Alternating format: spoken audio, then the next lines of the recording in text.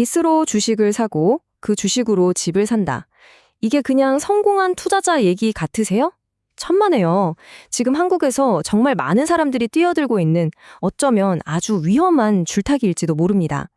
오늘 이 완전히 새로워진 영끌의 세계, 제가 제대로 한번 파헤쳐 보겠습니다. 여러분, 영끌이라는 말 이제는 모르는 분 없으시죠? 말 그대로 영혼까지 끌어모아서 투자한다, 뭐 이런 뜻이잖아요. 그런데요, 최근에 우리가 알던 그 영끌의 공식이 완전히 뒤바뀌고 있다는 사실 혹시 알고 계셨나요? 자, 뭐가 어떻게 달라졌는지 지금부터 한번 들어가 보시죠. 일단 기본 개념부터 딱 짚고 갈게요.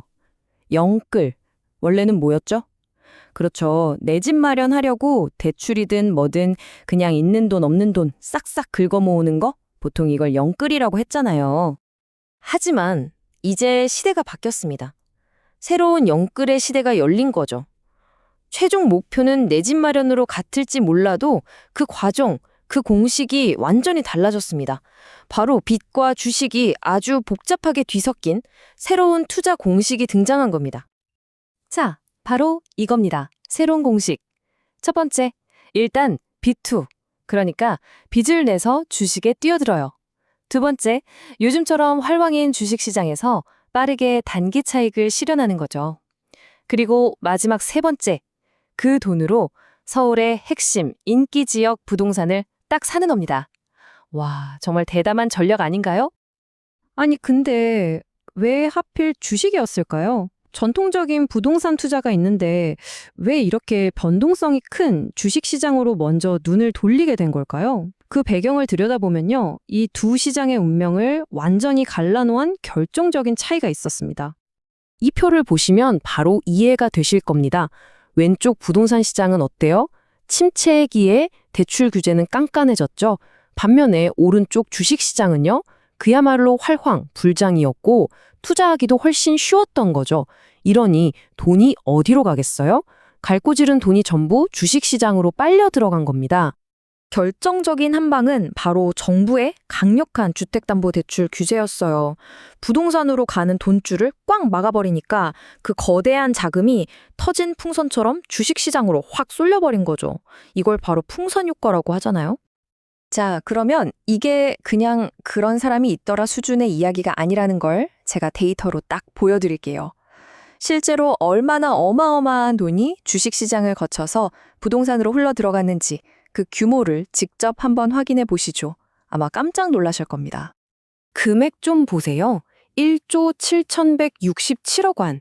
와, 이게 불과 넉 달 만에 주식시장에서 빠져나와서 부동산으로 들어간 돈입니다. 1년 전보다 무려 20% 가까이 폭증한 거예요.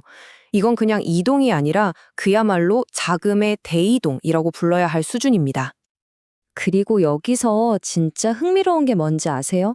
이 돈이 대체 어디로 갔냐는 겁니다. 표를 보세요. 용산, 서초, 강남, 다들 아시죠? 소위 말하는 서울의 핵심 노른자위 지역으로만 돈이 쫙 쏠리고 있는 거예요. 이게 바로 그 유명한 똘똘한 한 채 전략인 거죠. 전문가들은 이란 현상을 에셋 파킹, 그러니까 자산 주차라고 부르더라고요. 말이 좀 어렵나요?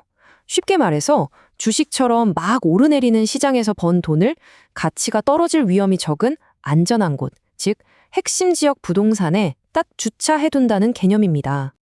그런데 이 새로운 영끌 열풍에 뛰어든 사람들이 다 똑같은 생각을 하는 건 아니에요. 크게 두 부류로 나뉩니다. 이미 돈이 많은 부유층은 방금 말씀드린 에셋 파킹을 하려고 주식 수익을 부동산으로 옮기고요. 반면에 상대적으로 자금이 부족한 사람들은 이걸 자산을 불릴 거의 유일한 기회라고 보고 정말 공격적으로 빚2에 나서는 거죠. 목적이 다른 겁니다. 그리고 그 공격적인 투자의 규모, 이게 정말 상상을 초월합니다. 주식을 사려고 빌린 돈, 이 빚2 금액이요. 단 3개월 만에 22.5%나 급증해서 무려 27조 원을 넘어섰습니다. 바로 이 숫자가 이 현상의 가장 위험한 민낯을 보여주는 겁니다. 자, 그런데 이야기는 여기서 끝나지 않습니다. 정부가 대출을 꽉 조이고 있는데 어떻게 이렇게 돈을 빌릴 수 있었을까요? 바로 규제를 피하는 또 다른 움직임, 우회대출이라는 게 나타나거든요. 생각해보세요. 주식으로 돈을 좀 벌긴 했는데 서울에 있는 비싼 집을 사기에는 여전히 돈이 부족한 사람들이 분명히 있겠죠? 그럼 이 사람들은 나머지 돈을 대체 어디서 구했을까요? 그 답은 바로 규제의 사각지대에 있었습니다. 정부가 DSR, 그러니까 초음부채 원리금 상환 비율이라고 해서 아주 강력한 규제를 하고 있는데 이걸 교묘하게 피할 수 있는 방법들이 있었던 거죠. 회사에서 빌리는 사내대출, 내 예금을 담보로 한 대출, 심지어는 자동차를 담보로 한 대출까지 말 그대로 총동원하는 겁니다. 이게 그냥 뜬 소문이 아니라는 걸 이 숫자가 증명하고 있습니다. 단 넉 달 동안 공급된 사내대출 보증액이 4,800억 원을 넘어서면서 최근 5년 동안 최고치를 찍었어요. 사람들이 얼마나 필사적으로 자금을 끌어모으고 있는지 딱 보여주는 대목이죠. 자, 지금까지 새로운 영끌의 흐름을 쭉 따라와 봤는데요. 그래서 뭐 어쩌다는 거지? 이게 왜 문제라는 거야? 싶으실 수 있어요. 이제부터가 진짜 중요한 이야기입니다. 이 현상이 우리 경제에 어떤 시한폭탄을 안겨주고 있는지 말이죠. 이 차트 정말 중요합니다. 잘 한번 보세요.